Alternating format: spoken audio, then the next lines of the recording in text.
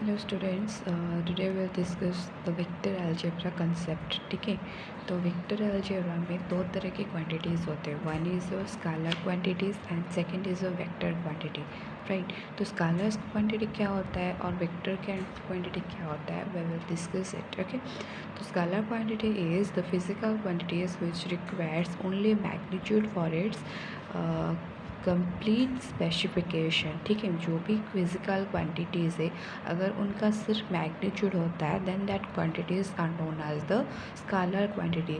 Magnitude in the sense उसका एक value होता है. ठीक है, उसका कोई भी डायरेक्शन नहीं होता है, उसका एक वैल्यू होता है. ठीक है, जो भी फिजिकल क्वांटिटी है अगर उसका सिर्फ एक न्यूमेरिक वैल्यू होता है जिसे हम लोग मैग्नीट्यूड कहते हैं, तो उस फिजिकल क्वांटिटी को हम लोग स्केलर क्वांटिटी कहते हैं. ठीक है, और एक होता है आपका वेक्टर क्वांटिटी. तो वेक्टर क्वांटिटी क्या होता है, those physical quantity which have both magnitude and direction. Okay, those physical quantities which requires both magnitude and direction for its complete specification is called as vector quantities. ठीक है, तो scalar quantities में क्या होता है, सिर्फ और सिर्फ आपका जो है वो मैग्नीट्यूड होता है, और वेक्टर क्वांटिटी क्या होता है, उसमें मैग्नीट्यूड होता है और डायरेक्शन भी होता है. ठीक है, those physical quantities which requires both पर magnitude and direction then it is called your vector quantities. तो स्केलर क्वांटिटीज़ आपका एग्जाम्पल है स्पीड, मास, डिस्टेंस.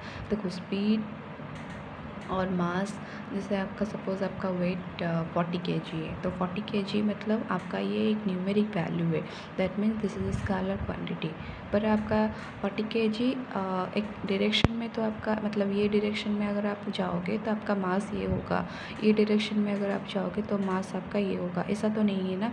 तो अगर आपका जो मास है वो एक पर्टिकुलर नंबर आपको दे रहा है, that means that is scalar quantity. ठीक है, वेक्टर क्वांटिटीज़ में क्या होता है, देखो displacement, force, acceleration, velocity, momentum, इस सब फिजिकल क्वांटिटी का मैग्नीट्यूड है एज वेल एज डायरेक्शन भी है. ठीक है, तो these are known as your vector quantities. ठीक है, ओके, तो वेक्टर को हम लोग कैसे रिप्रेजेंट करते हैं, इसको हम लोग कैसे रिप्रेजेंट करते हैं, एक डायरेक्टेड लाइन सेगमेंट के थ्रू. ठीक है, देखो ये हमने एक डायरेक्ट लाइन सेगमेंट लिया ए बी, तो इस वेक्टर को अगर ये वेक्टर ए से बी तक जा रहा है, that means if A is the initial point and B is the terminal point, then this vector is represented by your A B vector. ठीक है, अगर आप ये वेक्टर ए से बी तक जा रहे हैं तो आप इस तरह भी लिख सकते हो. ठीक है, तो वेक्टर को हम जब नोटेशन उसका देते हैं तो उसको एक डायरेक्टेड लाइन सेगमेंट के through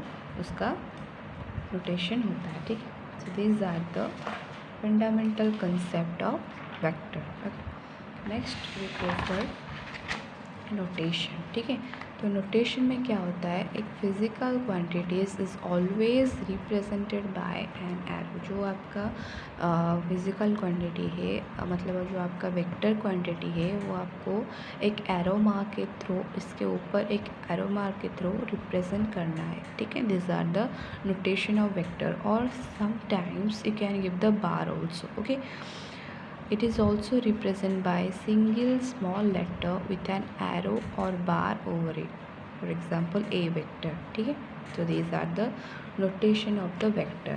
Next, magnitude of a vector. तो magnitude और modulus of a vector is the length of the vector. ठीक है, magnitude और modulus क्या होता है वेक्टर का, वो वेक्टर का लेंथ होता है. ठीक है, सपोज़ हमें ए बी वेक्टर की लेंथ निकालनी है, तो उस केस में हम लोग कहेंगे कि ए बी वेक्टर का मैग्नीट्यूड क्या है. ठीक है, okay. Next will go for the types of vector. तो टाइप्स ऑफ वेक्टर में आपका डिफरेंट टाइप वेक्टर है.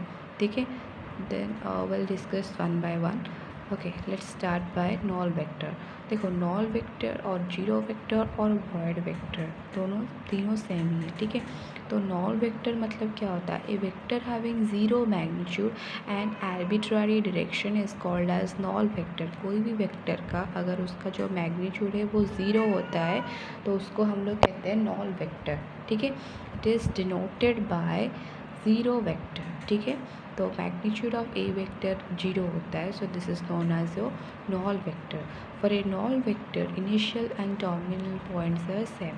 अगर एक वेक्टर है उसका मैग्नीट्यूड 0 है और वो नॉल वेक्टर है, ठीक है, देन उसका जो इनिशियल पॉइंट है, ठीक है, इनिशियल पॉइंट क्या होता है, अगर आपने एक वेक्टर, सपोज हमने एक वेक्टर लिया A B vector, so this is A and this is B, तो ये जो पॉइंट होता है ये आपका इनिशियल पॉइंट होता है और ये जो पॉइंट होता है ये आपका टर्मिनल पॉइंट होता है, ठीक है। पर इस केस में इस वेक्टर का मतलब इस वेक्टर का मैग्नीट्यूड जो है वो एग्जिस्ट कर रहा है, मतलब इस वेक्टर का कुछ पर्टिकुलर लेंथ है। पर अगर इसका मैग्नीट्यूड जब 0 हो जाए, जब ए वेक्टर का मैग्नीट्यूड 0 होता है, तो उस केस में हम लोग कहेंगे कि ये वेक्टर जो है वो नॉल वेक्टर है, ठीक है। और नॉल वेक्टर है मीन्स उसका जो इनिशियल पॉइंट और टर्मिनल पॉइंट दोनों सेम ही है, ठीक है।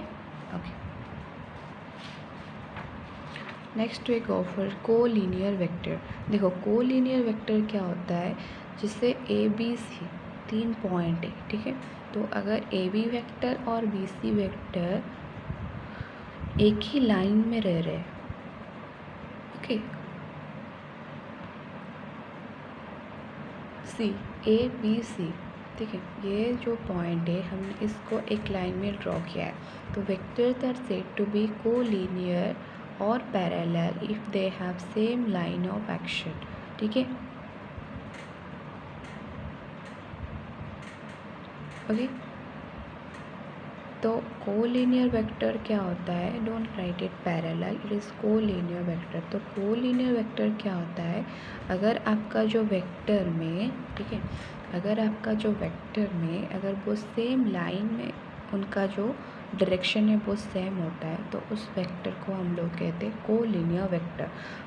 For example see this A B vector and B C vector, ये दोनों वेक्टर जो है वो उनका जो लाइन है वो सेम है, ठीक है। तो this A B vector and B C vector are said to be collinear, alright. Okay, then parallel vector. तो पैरेलल वेक्टर क्या होता है, vectors are said to be parallel if they have line of action parallel to one another, ठीक है। अगर ये एक vector है और ये एक वेक्टर है और दोनों के दोनों पैरेलल है, तो इस वेक्टर को हम लोग कहते हैं parallel vectors, okay. This are the simple concept. Then we go for coplanar vector. Coplanar vector क्या होता है, जैसे कोप्लानर मीन्स जो वेक्टर है उनका जो एग्जिस्टेंस है वो एक प्लेन में होना चाहिए, ठीक है। तो vectors are said to be coplanar if they lies on the same plane. अगर वेक्टर जो है वो एक पर्टिकुलर प्लेन में लाई कर रहे हैं, तो उसको उस वेक्टर को हम लोग कहते हैं coplanar vectors, right. Then negative of a vector. Negative of a vector means a vector having same magnitude but opposite direction to that of the given vector is known as negative of that vector. अगर आपकी एक vector में आप एक vector लेते हो और एक अनदर वेक्टर लेते हो, उन दोनों वेक्टर का अगर जो मैग्नीट्यूड होता है वो अपोजिट होता है। सपोज़ हमने यहाँ पे ए बी वेक्टर लिया, राइट, यहाँ पे हमने क्या किया, ए बी वेक्टर लिया, नेक्स्ट हमने क्या किया, बी ए वेक्टर लिया। देखो यहाँ पे ए से बी तक जो है वो डायरेक्टेड है, मतलब ये जो वेक्टर है वो ए से बी तक जा रहा है, तो इस केस में ए हमारा इनिशियल पॉइंट है और बी हमारा टर्मिनल पॉइंट है। पर इस केस में क्या हो रहा है, बी हमारा इनिशियल पॉइंट है और ए हमारा टर्मिनल पॉइंट है, ठीक है। तो ये ए बी वेक्टर और ये बी ए वेक्टर दोनों के दोनों अपोजिट है, तो उस केस में ये उसका नेगेटिव हो जाए, मतलब ए बी वेक्टर का मैग्नीट्यूड बी ए वेक्टर का मैग्नीट्यूड का ये जो इसका जो मैग्नीट्यूड का नेगेटिव होगा, ठीक है। तो उस केस में हम लोग कहते हैं कि ये जो बी ए वेक्टर है वो ए बी वेक्टर का नेगेटिव है, ठीक है। Then we will go for equal vector. देखो इक्वल वेक्टर का मतलब क्या होता है, two vectors are said to be equal if they have same magnitude as well as direction. अगर कोई भी वेक्टर का मैग्नीट्यूड और डायरेक्शन सेम होता है, देन उस केस में हम लोग उस वेक्टर को कहते हैं equal vector, okay. So hope आप सबको ये कंसेप्ट समझ में आया, ठीक है। नेक्स्ट क्लास में हम लोग इसका प्रॉब्लम करेंगे, ठीक है। Okay, thank you all.